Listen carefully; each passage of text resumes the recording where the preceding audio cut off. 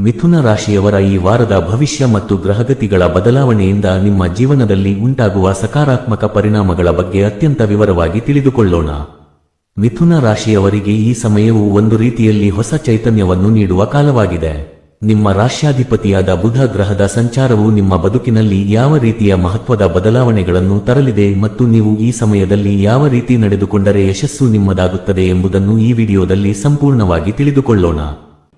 ಹಾಗೆಯೇ ಈ ವಿಡಿಯೋಗೆ ಒಂದು ಲೈಕ್ ನೀಡಿ ಮತ್ತು ವಿಡಿಯೋವನ್ನು ಎಲ್ಲಿಯೂ ಸ್ಕಿಪ್ ಮಾಡದೆ ಕೊನೆಯ ತನಕ ನೋಡಿ. ಎಲ್ಲರೂ ಭಕ್ತಿಯಿಂದ ಕಾಮೆಂಟ್ ಬಾಕ್ಸ್ನಲ್ಲಿ ಓಂ ನಮೋ ನಾರಾಯಣಾಯ ಎಂದು ಬರೆಯಿರಿ. ಮಿಥುನ ರಾಶಿಯ ಸಮಸ್ತ ವೀಕ್ಷಕರೇ, ಈ ವಾರ ನಿಮ್ಮ ರಾಶಿಯ ಅಧಿಪತಿಯಾದ ಬುಧ ಗ್ರಹವು ಅತ್ಯಂತ ಬಲಶಾಲಿಯಾಗಿದ್ದಾನೆ. ಜ್ಯೋತಿಷ್ಯ ಶಾಸ್ತ್ರದ ಪ್ರಕಾರ ಬುಧನು ಬುದ್ಧಿವಂತಿಕೆ ಮತ್ತು ಮಾತಿನ ಕಾರಕನಾಗಿದ್ದಾನೆ. ಈಗ ಬುಧ ಗ್ರಹವು ತನ್ನ ಸ್ವಕ್ಷೇತ್ರದ ನಕ್ಷತ್ರದಲ್ಲಿ ಸಂಚಾರ ಮಾಡುತ್ತಿರುವುದರಿಂದ ನಿಮ್ಮ ಮನಸ್ಸಿನ ಮೇಲೆ ಇದರ ಪ್ರಭಾವ ಬಹಳ ಚೆನ್ನಾಗಿರಲಿದೆ. ಕಳೆದ ಕೆಲವು ದಿನಗಳಿಂದ ನಿಮ್ಮ ಮನಸ್ಸಿನಲ್ಲಿ ಇದ್ದಂತಹ ಆತಂಕಗಳು ಅಥವಾ ಗೊಂದಲಗಳು ದೂರವಾಗಿ ಒಂದು ರೀತಿಯ ಪ್ರಶಾಂತತೆ ನಿಮ್ಮದಾಗಲಿದೆ. ಯಾವುದೇ ನಿರ್ಧಾರಗಳನ್ನು ತೆಗೆದುಕೊಳ್ಳುವಾಗ ಈಗ ನೀವು ಬಹಳ ಸ್ಪಷ್ಟವಾಗಿ ಯೋಚನೆ ಮಾಡುತ್ತೀರಿ.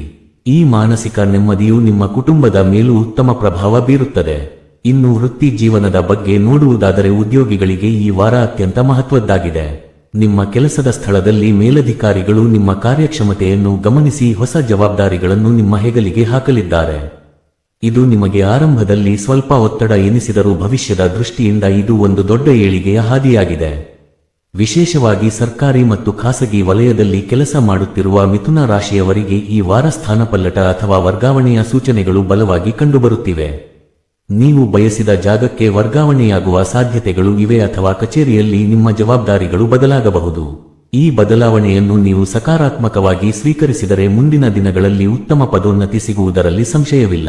ವ್ಯವಹಾರ ಮತ್ತು ವ್ಯಾಪಾರ ಮಾಡುತ್ತಿರುವವರಿಗೆ ಈ ವಾರ ಲಾಭದಾಯಕವಾಗಿರಲಿದೆ.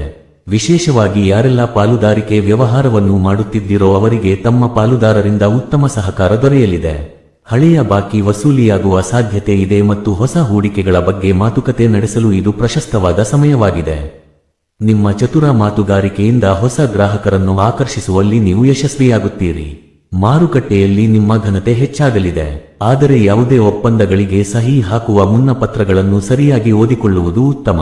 ವಿದ್ಯಾರ್ಥಿಗಳ ಪಾಲಿಗೆ ಇದು ವರದಾನದ ಸಮಯ ಎನ್ನಬಹುದು. ವಿದ್ಯಾಕಾರಕನಾದ ಬುಧನು ಪ್ರಬಲನಾಗಿರುವುದರಿಂದ ಓದಿನಲ್ಲಿ ಏಕಾಗ್ರತೆ ಹೆಚ್ಚಾಗುತ್ತದೆ. ಕಠಿಣವಾದ ವಿಷಯಗಳನ್ನು ಸಹ ನೀವು ಸುಲಭವಾಗಿ ಅರ್ಥೈಸಿಕೊಳ್ಳುವ ಶಕ್ತಿಯನ್ನು ಪಡೆಯುತ್ತೀರಿ. ಸ್ಪರ್ಧಾತ್ಮಕ ಪರೀಕ್ಷೆಗಳಿಗೆ ಸಿದ್ಧತೆ ನಡೆಸುತ್ತಿರುವವರಿಗೆ ಇದು ತುಂಬಾ ಒಳ್ಳೆಯ ಸಮಯವಾಗಿದೆ. ಗುರುವಿನ ಅನುಗ್ರಹವೂ ಇರುವುದರಿಂದ ಶಿಕ್ಷಕರಿಂದ ಮತ್ತು ಹಿರಿಯರಿಂದ ನಿಮಗೆ ಉತ್ತಮ ಮಾರ್ಗದರ್ಶನ ಸಿಗಲಿದೆ. ಆಲಸ್ಯವನ್ನು ಬಿಟ್ಟು ಪ್ರಯತ್ನ ಪಟ್ಟರೆ ಖಂಡಿತವಾಗಿಯೂ ಈ ವಾರ ನಿಮ್ಮ ಶೈಕ್ಷಣಿಕ ಜೀವನದಲ್ಲಿ ದೊಡ್ಡ ಪ್ರಗತಿ ಕಾಣುತ್ತೀರಿ.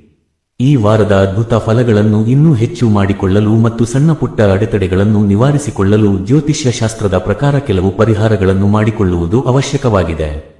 ಮಿಥುನ ರಾಶಿಯವರು ಬುಧವಾರದ ದಿನದಂದು ಹೆಸರುಕಾಳನ್ನು ದಾನ ಮಾಡುವುದು ಬಹಳ ಶ್ರೇಷ್ಠ.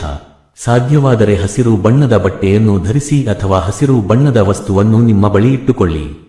ಪ್ರತಿದಿನ ಬೆಳಿಗ್ಗೆ ಸ್ನಾನ ಮುಗಿಸಿದ ನಂತರ ಭಕ್ತಿಯಿಂದ ವಿಷ್ಣು ಸಹಸ್ರನಾಮವನ್ನು ಪಠಿಸಿ ಅಥವಾ ಕೇಳಿಸಿಕೊಳ್ಳಿ. ವಿಷ್ಣು ಸಹಸ್ರನಾಮದ ಪಠಣದಿಂದ ನಿಮ್ಮ ಮನೆಯಲ್ಲಿ ನಕಾರಾತ್ಮಕ ಶಕ್ತಿಗಳು ದೂರವಾಗಿ ಸಕಲ ಐಶ್ವರ್ಯ ಮತ್ತು ಆರೋಗ್ಯ ಪ್ರಾಪ್ತಿಯಾಗುತ್ತದೆ. ಬುಧ ಗ್ರಹದ ಅನುಗ್ರಹಕ್ಕಾಗಿ ಗಣಪತಿ ದೇವಸ್ಥಾನಕ್ಕೆ ಭೇಟಿ ನೀಡಿ ದೂರ್ವೆ ಅರ್ಪಿಸುವುದು ಕೂಡ ನಿಮಗೆ ಶುಭ ತರಲಿದೆ. ಒಟ್ಟಾರೆಯಾಗಿ ಹೇಳುವುದಾದರೆ ಮಿಥುನ ರಾಶಿಯವರೇ, ಈ ವಾರ ನಿಮಗೆ ಸೌಭಾಗ್ಯದ ಬಾಗಿಲು ತೆರೆಯುತ್ತಿದೆ. ನಿಮ್ಮ ಬುದ್ಧಿವಂತಿಕೆಯನ್ನು ಸರಿಯಾದ ದಿಕ್ಕಿನಲ್ಲಿ ಬಳಸಿದರೆ ನೀವು ಅಂದುಕೊಂಡಿದ್ದಕ್ಕಿಂತ ಹೆಚ್ಚಿನ ಸಾಧನೆ ಮಾಡಲು ಸಾಧ್ಯವಿದೆ. ಹಿರಿಯರ ಆಶೀರ್ವಾದ ಪಡೆದು ನಿಮ್ಮ ಕೆಲಸಗಳನ್ನು ಆರಂಭಿಸಿ. ಈ ಮಾಹಿತಿ ನಿಮಗೆ ಇಷ್ಟವಾದಲ್ಲಿ ತಪ್ಪದೇ ಲೈಕ್ ಮಾಡಿ ಮತ್ತು ನಿಮ್ಮ ಮಿಥುನ ರಾಶಿಯ ಸ್ನೇಹಿತರೊಂದಿಗೆ ಈ ವಿಡಿಯೋವನ್ನು ಹಂಚಿಕೊಳ್ಳಿ. ಸರ್ವರಿಗೂ ಶುಭವಾಗಲಿ. ಧನ್ಯವಾದಗಳು.